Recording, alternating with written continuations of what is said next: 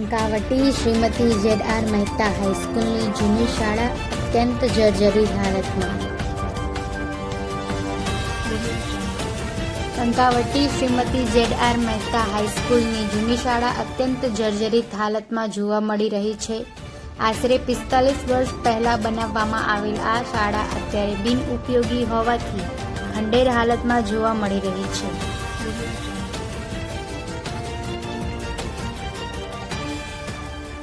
ગ્રામ panchayat trust સંચાલિત દ્વારા આ શાળાનું મેનેજમેન્ટ કરવામાં આવે છે, પણ ઘણા વર્ષોથી શાળાનું સમયસર સમારકામ નહીં થવાને કારણે અત્યારે દયનીય હાલતમાં જોવા મળી રહી છે.